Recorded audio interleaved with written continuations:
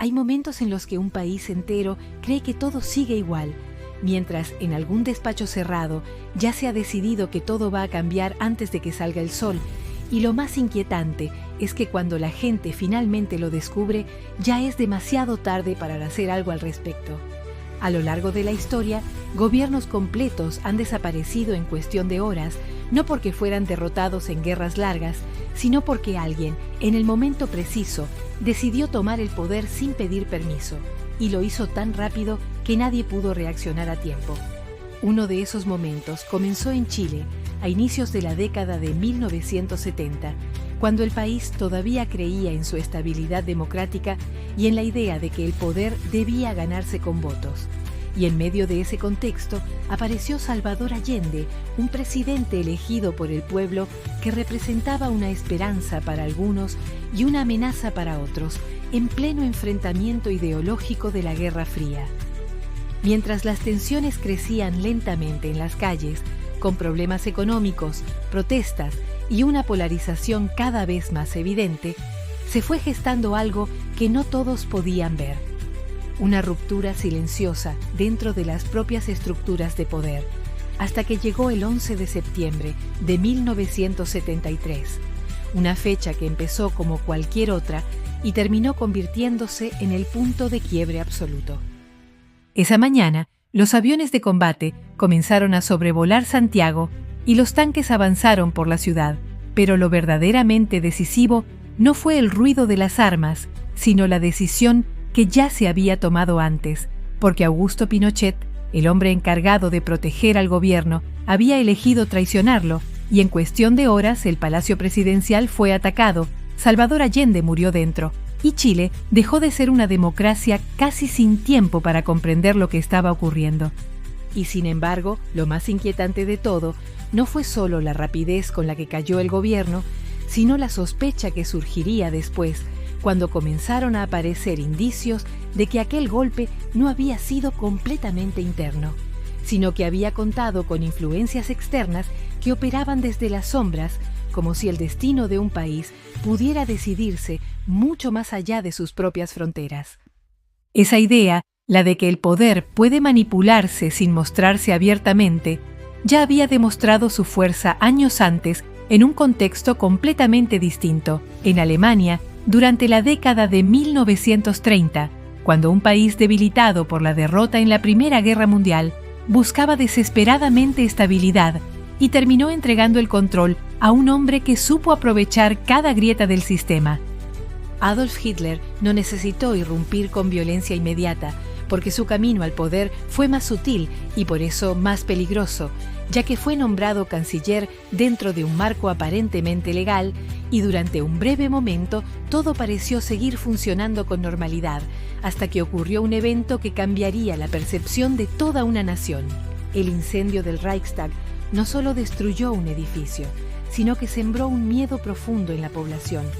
Y fue precisamente ese miedo el que Hitler utilizó para justificar medidas extremas, suspendiendo derechos, eliminando opositores y consolidando un control absoluto que transformaría a Alemania desde dentro sin necesidad de un golpe militar tradicional, demostrando que a veces el poder no se toma por la fuerza visible, sino por la manipulación del miedo y la legalidad. Mientras tanto, en otra parte del mundo, se estaba desarrollando una historia aún más silenciosa, casi invisible para quienes no sabían dónde mirar, porque en Irán, a principios de la década de 1950, el primer ministro Mohammad Mossadegh tomó una decisión que parecía justa, pero que desató consecuencias que nadie podía prever en ese momento. Al decidir nacionalizar el petróleo, estaba tocando intereses internacionales demasiado poderosos, y en lugar de una respuesta directa e inmediata, lo que comenzó fue una estrategia mucho más compleja, una serie de acciones encubiertas que incluían propaganda, manipulación de la opinión pública y la creación de un ambiente de caos controlado que poco a poco debilitó al gobierno desde dentro. Cuando finalmente cayó, no hubo una escena clara que marcara el inicio y el fin del golpe, sino una sensación difusa de que todo había cambiado sin que la mayoría pudiera señalar el momento exacto en que ocurrió. Y aunque el Shah retomó el poder, y el país pareció estabilizarse, las consecuencias de aquel movimiento no desaparecieron, sino que quedaron latentes, creciendo con el tiempo hasta estallar décadas después en una revolución que transformaría completamente la identidad de Irán. Esa forma de tensión acumulada, que parece invisible hasta que explota, también estuvo presente en uno de los momentos más decisivos del siglo XX, cuando la Unión Soviética, a finales de la década de 1980, comenzó a mostrar señales claras de desgaste interno, como si un sistema gigantesco empezara a fracturarse desde su núcleo. Mikhail Gorbachov intentaba reformarlo, pero no todos estaban dispuestos a aceptar esos cambios. Y en agosto de 1991, un grupo de altos funcionarios decidió actuar, anunciando que el líder estaba incapacitado e intentando tomar el control en lo que parecía el inicio de un golpe clásico. Los tanques aparecieron en Moscú y durante unas horas todo indicaba que la historia seguiría el mismo patrón de siempre, pero esta vez ocurrió algo distinto, porque la población salió a las calles y Boris Yeltsin, en un gesto que quedaría grabado en la memoria colectiva, se subió a un tanque y desafió abiertamente a los golpistas, alterando por completo el curso de los acontecimientos. El golpe fracasó, pero ese fracaso no significó estabilidad, sino todo lo contrario, porque dejó al descubierto la fragilidad del sistema, y pocos meses después, la Unión Soviética dejó de existir, como si aquel intento hubiera sido el empujón final que necesitaba para derrumbarse. Y cuando parecía que el mundo ya había visto todas las formas posibles en las que el poder puede cambiar de manos, la historia volvió a repetirse en Egipto en la segunda década de los años 2000, en un contexto de protestas masivas y una sociedad profundamente dividida.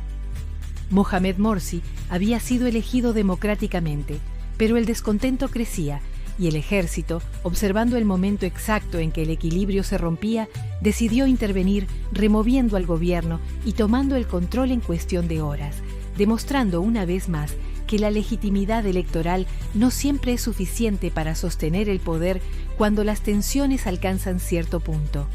Lo que une todos estos momentos no es solo la caída de gobiernos, sino la forma en que ocurre, la velocidad, el silencio previo, la sensación de normalidad justo antes del cambio. Porque la historia ha demostrado repetidamente que el poder no siempre se pierde poco a poco, sino que a veces desaparece de golpe en una sola noche, mientras la mayoría todavía cree que todo sigue igual. Y cuando finalmente se dan cuenta, ya es demasiado tarde. Si quieres descubrir más misterios, conspiraciones y momentos decisivos de la historia, suscríbete ahora a Susurros del Mundo, porque el pasado todavía tiene muchas cosas que revelar.